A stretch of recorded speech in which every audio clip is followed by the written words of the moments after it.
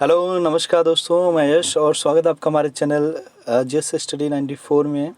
तो दोस्तों, अगर कोई टेलीग्राम से जुड़ना चाहता है तो जुड़ सकता है। जेस स्टडी 94 के नाम से चैनल बनाया गया टेलीग्राम पे। तो दोस्तों चलते हैं अब आगे। तो ये जो एडिटोरियल है दोस्तों जनसत्ता का है, ठीक है। तो ये लिखा है सवालों के घेरे में शिक्षा व्यवस्था, ठीक है। तो किस तरह के सवाल खड़े हो रहे हैं हमारे एजुकेशन पर, आज हम उस चीज़ को देखते हैं। देखिए लिखा है, एक वक्त था जब नालंदा विक्रमशिला जैसे विख्यात शिक्षा केंद्र भारतवर्ष का गौरव हुआ करते थे। यहाँ के ज्ञान से पूरा विश्व आलोकित हुआ। बीच के कालखंड में भी इस क्षेत्र के शिक्षा केंद्रों ने अपनी प्राचीन परंपरा को बनाए रखा, लेकिन भारत की आज़ादी के बाद बिहार में शिक्षा के ऐसे बुरे दिन शुरू हुए कि साल दर साल हमारी यह महान गौरवशाली परंपरा सियासत की भेंट चढ़नी चली गई। वर्तमान में बिहार की शिक्षा व्यवस्था का हाल किसी से छिपा नहीं है।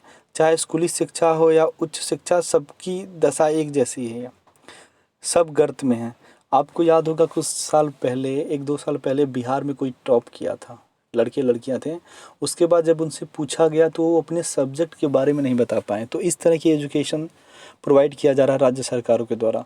और दोस्तों, सबसे जो ज़्यादा दयनीय स्थिति मिली जब सर्वे किया गया तमाम एजेंसियों के द्वारा, तो उसमें यही देखा गया कि जितने भी सरकारी स्कूल थे, ये खामियाँ ज़्यादातर सरकारी स्कूलों में ही थी।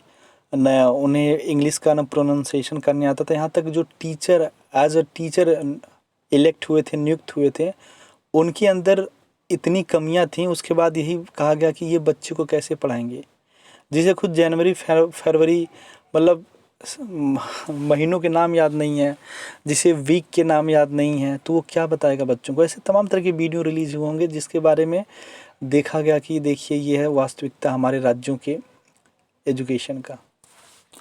राज्य की वर्तमान शैक्षणिक हालात, विशेषकर बदहाल होती विद्यालयी शिक्षा पर विस्तृत चर्चा से पूर्व कुछ आंकड़ों पर गौर करने की जरूरत है। गौरतलब है, वर्ष 2009 में राज्य के सरकारी विद्यालयों में करीब 27 लाख बच्चों का दाखिला पहली कक्षा में हुआ। वर्ष 2018 में बोर्ड की मैट्रिक की परीक्षा में भाग लिया, यानी कक्षा 1 से 10 तक आते आते 9 लाख बच्चे सरकारी स्कूली शिक्षा से बाहर हो गए। यह स्थिति राज्य की मौजूदा शिक्षा व्यवस्था की तस्वीर बताने के लिए काफ़ी है। वर्ष 2019 में बिहार सरकार के शिक्षा विभाग ने उन स्कूलों को बंद करने का निर्देश जारी किया था जहां नामांकन या तो शून्य था या 20 से कम पहुंच गया था। यूं डायस के 2017-18 के आंकड़ों के मुताबिक शून्य नामांकन वाले स्कूलों की संख्या 13 है, जबकि 171 विद्यालयों में नामांकन 20 से भी कम हुआ है। इसी प्रकार 21 से 30 और 21 से 39 नामांकन वाले प्राथमिक विद्यालयों की संख्या क्रमशः 336 और 620 है। एक अन्य रिपोर्ट के अनुसार राज्य के ज़्यादातर जिलों में पहली और दूसरी कक्षा में नामांकित बच्चों की संख्या 8वीं के कुल नामांकन से 20% से भी कम है। कहा जाता है कि हर साल नामांकन दर तो कम ही हो रही है, साथ ही बीच में स्कूल छोड़ देने की दर भी बढ़ती जा रही है। एक स्थिति यह भी है कि सरकारी लाभ लेने के लिए बच्चे दाखिल तो ले लेते हैं, परंतु विधिवत पढ़ाई पब्लिक स्कूलों और प्राइवेट ट्यूशन के द्वारा करते हैं। इसके कई कारण हैं। राज्य के करीब 96.4% विद्यालयों में शिक्षक छात्र का अनुपात ठीक नहीं है। अतः आप देख सकते हैं एक तरह से जो चलन में आ गया है कि जैसे ही बच्चा 5वीं के बाद जाता है, या फिर कुछ ऐसे भी परिवार हैं जो बच्चे को शुरू से ही कोचिंग के ऊपर निर्भर कर देते हैं। तो एक समझ में नहीं आता है कि विद्यालयों से ज़्यादा जो ट्यूशन फीस भी लगती है, उसके बाद विद्यालयों में एडमिशन का लगता है, फीस लगता है मंथली। तो ये इस तरह की जो कुरीतियाँ जन्म ले रही हैं ना, इससे कहीं ना कहीं जो अभिभावक हैं, जो पेरेंट्स हैं, उनके लिए ये बहुत बड़ा बोझ है। तो ये धीरे धीरे यदि इसमें किसी प्रकार का बदलाव नहीं किया गया तो दोस्तों, आने वाला समय जो होगा वो पूरी तरह से ऑनलाइन आधारित होगा। और ऑनलाइन की प्रक्रियाएं कई देश फॉलो भी कर रहे हैं। जापान वगैरह में लोग घर से ही बैठ के पढ़ते हैं आज कई सालों से, ठीक है। और तमाम तरह की डिग्रियां भी ऑनलाइन उनकी आती हैं। यदि इसी तरह की समस्याएं खड़ी रहेंगी इंफ्रास्ट्रक्चर को लेकर, टीचर को लेकर, तब दोस्तों ऑनलाइन ही बेस्ट उनके पास विकल्प होगा, क्योंकि वो अपने अनुसार चुनाव करेंगे कि मुझे किस अध्यापक से पढ़ना है, किस अध्यापक से नहीं। करीब 40% विद्यालयों में शौचालयों की कोई व्यवस्था नहीं है और जहाँ है वह भी वहाँ उनकी उपयोग की आदत बच्चों में डाली ही नहीं गई या उपयोग करने ही नहीं दिया जाता है। हैरानी की बात यह है कि 35 से 40% विद्यालयों में पुस्तकालय नहीं है। ये तो सही है। ये जहाँ यहाँ पर जितनी भी बातें एक्सपोज की जा रही हैं, मे भी कोई हो सकता है शहर का हो जहाँ पर ये तमाम तरह की व्यवस्थाएं हों, पर दोस्तों आज भी जब आप घरों की मतलब गाँव की तरफ रुख करेंगे, थोड़ा सा रूरल एरियाज़ में आएंगे तो इस तरह की सारी समस्याएं आपको मिलेंगी। मिड डे मील बच्चों को स्कूल में बुलाने और उन्हें वहाँ रोके रखने का एक बड़ा माध्यम है, परंतु इसमें आए दिन वाले घोटालों की समस्या के अलावा अधिकांश विद्यालयों में अब तक न तो सही तरीके से रसोई घर है, न ही बच्चों को बैठाकर खिलाने के लिए जगह। ज़्यादातर स्कूल में भोजन बनाने के लिए फूस से बने रसोई घर या खुले स्थानों का उपयोग होता है और बरामदे या कक्षाओं वहीं बैठकर बच्चे खाना खाते हैं। आपको बता दें, जो सतुआ आता है बच्चों के लिए, फल भी आता है महीने में, दूध भी आता है, ये सारी चीज़ें जिनके अधिकार में होता है ना, वो लोग उच्च दामों पे किसी दूसरे व्यक्ति को बेच देते हैं और गांव वाले सब जानते हैं। जो सतुआ आता है दोस्तों, लोग अपने अपने जानवर को खिलाते हैं, गांव वाले ये बात जानते हैं पर कोई नहीं बोलता। तो जब तक आप गलत बात का सख्ती के साथ विरोध नहीं करेंगे तो ऐसी प्रतिभा होना आपके अंदर व्यर्थ है। बिहार में शिक्षा का अधिनियम लागू हुए 1.5 दशक हो चुके हैं।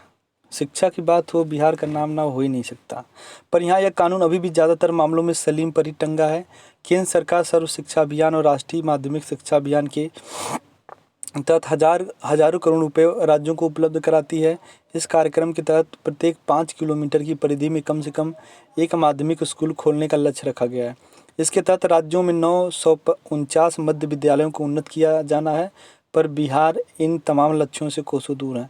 राज्य की करीब 65% पंचायतों में माध्यमिक और उच्चतर माध्यमिक विद्यालय नहीं है, जबकि राष्ट्रीय माध्यमिक शिक्षा अभियान के तहत प्रत्येक ग्राम पंचायत में एक माध्यमिक स्कूल होना चाहिए। विद्यालयों में शिक्षक, शैक्षणिक संस्थान सहित तमाम आवश्यक चीज़ों की कमी है। बच्चों के शारीरिक और मानसिक विकास के लिए गैर शैक्षणिक गतिविधियों का आयोजन बस खाना पूर्ति के लिए होता है। विद्यालयों की बेहतरी के लिए बनी अधिकांश योजनाएं फाइलों में धूल खाती रह जाती हैं। यह स्थिति शिक्षण के हर स्तर पर है।